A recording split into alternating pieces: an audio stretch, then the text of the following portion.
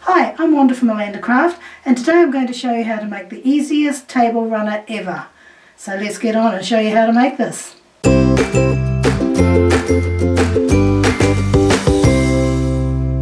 Now, to make this table runner, what you're going to need is a piece of fabric, and you can choose different sorts of fabric. This here is a furnishing fabric, and you can see here I've also used a quilting fabric. It's thinner, but it still works fine. And this one here is also a furnishing fabric. So you can use anything that's got a bit of weight to it is preferable, but by all means don't think that you can't use quilting fabric. So if you've got a pretty piece of fabric there that you'd like to use and show off the pattern, by all means use it. But you don't want anything that's too light. You don't want any of those rayons or silks or anything like that, because they're simply not heavy enough, because we're not going to be using any stabiliser or batting in this. This is just purely material. Now, my table runner is going to be a finished width of 15 inches, so I need to cut a piece of fabric at 31 inches. Now, if you want to make other sizes, just pop over to the website alandacraft.com and we'll give you some examples of other sizes that you can cut.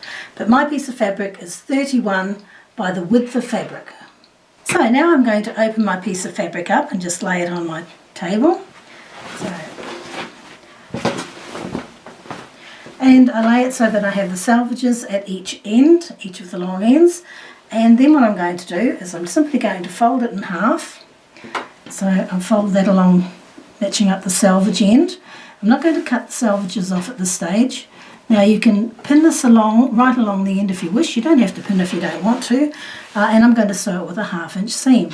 Now this is a very long piece of fabric. It's actually 60 inches long. So I'm going to leave it at that, but if you didn't want to, then you could simply come and take one end and cut a piece off. So you can measure it to what you want, and then you could probably cut it off. You could even cut it in half and have 2 table runners if you wish. I've got a long table, so I'm going to leave it all in one piece. So as you can see, I've sewn the seam all the way down with a 1/2 inch, and now I'm just going to put the seam into the centre. Approximately. At this stage it doesn't have to be exact, and what I'm going to do, what I've done is I've pressed the seam open. I've pressed it open all the way along. Don't press the sides at this stage, just simply press your seam open. Now once you've done that, just line that up, and we're going to cut off the selvage ends, and we'll do that at both ends. Now once I've cut my salvages off, what I do is I lay my table runner down and flatten it, and as you can see mine is 15 inches, so I just lay it on the 15 inch like that, because I want my seam line to be at the middle. It doesn't have to be exact, but this is an easy way to find the exact find the centre. Okay, so as you can see it's on the 7.5 inch mark, and what I'll do is I'll just pop a pin in there to hold it in place, and I'll put one at each end. Now I'm going to sew across here with a 1/2 inch seam. So I'll back stitch at this end, sew right across, and back stitch at the other.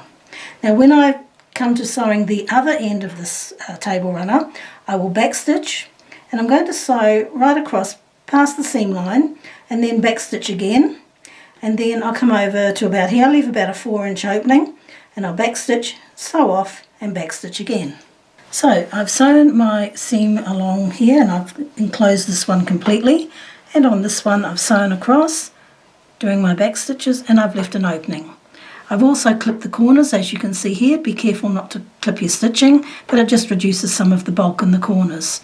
So now it's time to turn it through. So I'm just going to push my hand through and get right to the bottom here, grab that end there, and just start pulling it through.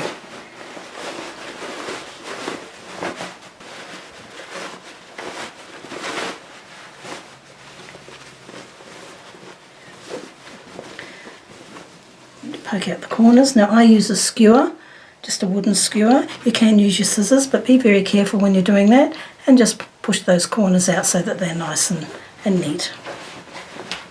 Okay, so now I've pressed the table runner all flat, and you can see here I've pressed the seams in on the opening. So now what we need to do is to sew around here to catch in that open seam line there. So I'm going to sew all the way around the runner with a 1/4 inch seam, and then I'm going to come back and I'm going to come in 1.5 inches from the edge, and do another line. And you can see an example of that on this one here, where I've gone around the runner with the 1/4 inch seam and then come in and done another line. I felt that these fabrics were just fussy enough to get away with the straight stitching. This one here, I decided to do some fancy stitch, and I've just used some stitches from my sewing machine, and I think that's just added a bit of a pop to this one. So there you are, I've done my 1/4 inch seam all the way around, and I've also come into the 1.5 inch. You can make these as wide or as narrow as you like, but it's finished. And I'll tell you what, this is going to be the easiest table runner you're ever going to make.